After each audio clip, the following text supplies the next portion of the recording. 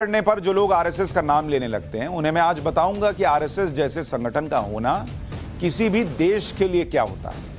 उन्हें आज मैं बताऊंगा कि कैसे आरएसएस ने अपने 97 साल के इतिहास में जब जब देश पर संकट आया तो आरएसएस और उसके स्वयंसेवकों ने कोई परवाह किए बिना देश की सेवा की है। जो लोग चाहते हैं आरएसएस बैन हो और पीएफआई से तुलना करते हैं, आज पीएफआई वर्सेस आरएसएस देखें। देश के बंटवारे के बाद जब बड़े पैमाने पर सांप्रदायिक हिंसा हो रही थी तो पाकिस्तान से आए शरणार्थियों के लिए यही आरएसएस था जिसने 3000 राहत कैंप लगाए थे। 1954 में दादरा नगर हवेली जब पुर्तगालियों के कब्जे से आजाद हुआ तो इसमें आरएसएस का लीड रोल था।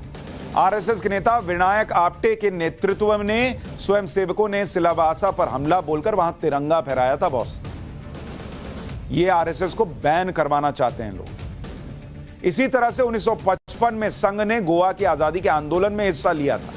जो लोग कहते हैं कि इन्होंने आजादी के लिए कुछ नहीं किया, थोड़ा पढ़िए। 1962 के भारत चीन युद्ध में आरएसएस ने मदद की। आर्मी मूवमेंट के दौरान रास्तों की निगरानी करता था आरएसएस। सेना को आपूर्ति और रसद पहुंचाने में मदद की थी। शहीदों के परिवारों का ध्यान रखने के लिए संघ ने पूरी कोशिश की। 1965 के भारत पाकिस्तान युद्ध में स्वयंसेवकों ने श्रीनगर हवाई अड्डे से बर्फ हटाने का काम किया। घायल जवानों के लिए स्वयंसेवकों ने रक्तदान किया। युद्ध के दौरान संघ के स्वयंसेवकों ने दिल्ली का ट्रैफिक संभाला।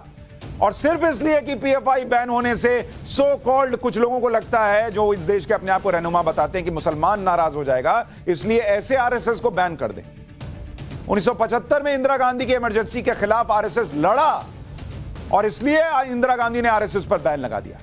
हजारों स्वयंसेवकों को गिरफ्तार किया गया। संघ स्वयंसेवकों ने अंडरग्राउंड रहकर काम किया। जो लालू यादव कह रहे हैं कि इन पर इमरजेंसी के वक्त बैन लगा था, वो लालू यादव खुद इमरजेंसी में इंदिरा गांधी के खिलाफ लड़ रहे थे, खुद अंडरग्राउंड रहते थे।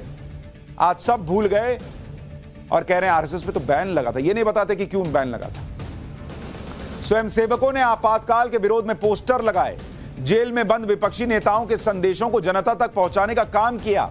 बाद में जनता पार्टी के गठन के लिए भी संघ ने प्रयास किए थे। इसके अलावा 1971 में ओडिशा चक्रवात, 1984 में भोपाल गैस कांड, 1984 का सिख विरोधी दंगा, 1999 का कारगिल युद्ध, 2001 में गुजरात भूकंप, 2004 में सुनामी, 2013 केदारनाथ आपदा। इन सभी आपदाओं के बाद राहत और बचाव में संघ ने बड़ी भूमिका निभाई। और ये लोग कहते हो बैन कर दो। अरे जो बैन की बात कर रहे हैं ना, वो कभी ये करके दिखाएं, पहले इतना काम करें देश के लिए, उसके बाद बोले कि बैन कर दो। और पिछला छोड़ो बॉस, मैं तो कोविड का बताता हूं। जब देश कोरोना महामारी से जूझ रहा था तो उस समय भी आरएसएस के स्वयंसेवकों ने अपनी जान की परवाह किए बिना, लोग घर में थे ना, आरएसएस के स्वयंसेवक क्या कर रहे थे, वीडियो देखिए। हवाई बात नहीं है। कोविड के दौरान आरएसएस के 5 लाख से ज्यादा स्वयंसेवक लोगों की मदद कर रहे थे। लालू यादव कहां थे, उनका परिवार कहां था, अखिलेश यादव कहां थे, कोई पूछे? आरएसएस के स्वयंसेवक सड़क पर उतरकर जान की परवाह किए बिना मदद कर रहे थे कोविड के समय। देश में 92,000 से ज्यादा जगहों पर सेवा के केंद्र खोले गए। 60,000 से ज्यादा स्वयंसेवकों ने रक्तदान किया। 240 से ज्यादा कोविड अस्पतालों में संघ कार्यकर्ताओं ने सेवाएं दी। आरएसएस ने देश भर में 483 दवा मेडिकल सहायता केंद्र खोले। 5 करोड़ से ज्यादा खाने के पैकेट देश भर में बांटे आरएसएस ने। मजदूरों के पलायन के वक्त 1778 जगहों पर आरएसएस ने राहत के कैंप खोले। देश भर में 935 रेल और बस सहायता केंद्र खोले गए। जरूरतमंदों के लिए करीब 2 लाख अस्थायी निवास की व्यवस्था की। 74 लाख परिवारों को राशन सामग्री बांटने में मदद की। 44 लाख से ज्यादा प्रवासी मजदूरों की मदद की। आरएसएस स्वयंसेवकों ने देश भर में 90 लाख मास्क बांटे। देश भर में 2442 वैक्सीनेशन कैंप भी संघ चला रहा है। अरे बॉस, इतना करो पहले, उसके बाद बोलना कि इसको बैन कर दो। और इसको बैन कर दें सिर्फ इसलिए कि तुम्हारा तुष्टीकरण चले। इसको बैन कर दें इसलिए क्योंकि तुम्हारा फर्जी सेक्युलरवाद जो है वो परवान चढ़े, एक कम्युनिटी को खुश करने के लिए। और वो जो उस वक्त राशन बांटते वक्त, कोविड के वक्त, खाना खिलाते वक्त, मदद करते वक्त ना हिंदू देख रहे थे ना मुसलमान देख रहे थे, उनको तुम्हारे लिए, तुम्हारे वोट बैंक को खुश करने के लिए बैन कर दें। ये पीएफआई कर रही थी। निकाले विजुअल, दिखाए पीएफआई ये कर रही थी कि नहीं कर रही थी। कोविड महामारी के दौरान सिर्फ आरएसएस नहीं बल्कि उसके सहयोगी संगठनों के हजारों लाखों कार्यकर्ताओं ने जरूरतमंदों की मदद की। आरएसएस के बारे में जो लोग भ्रम फैलाते हैं उन्हें आरएसएस के बारे में पता ही नहीं है।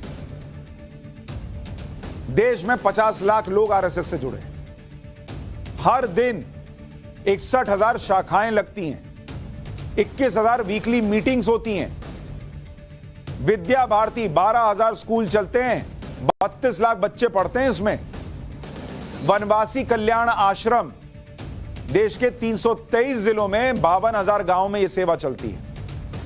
आदिवासियों के लिए 10,480 स्कूल जिनमें 18 लाख स्टूडेंट हैं। सेवा भारती 5,000 हेल्थ केयर सेंटर जरूरतमंदों की सेवा के लिए आरएसएस चलाता है। 27 राज्यों में गरीब बच्चों के लिए 6,000 एकल विद्यालय चल रहे हैं। आरएसएस बैन कर दो, तुम चलाओगे, तुम करोगे ये सब। अपनी पैठ बढ़ाने के लिए, कट्टरपंथी सोच के लोगों को अपने साथ जोड़ने के लिए पीएफआई ने अपने समर्थकों के एक फॉर्मूला भी बेच दिया। अब क्लियर है ना कि आरएसएस क्यों बैन नहीं हुआ, पीएफआई क्यों हुआ। ये सब नैरेटिव से बचा कीजिए। इसे कहता हूं पाठशाला में आइएगा, कंप्लीट क्लास सुनिएगा, तब समझ में आएगा कि कैसे फर्जी नैरेटिव से बचना है।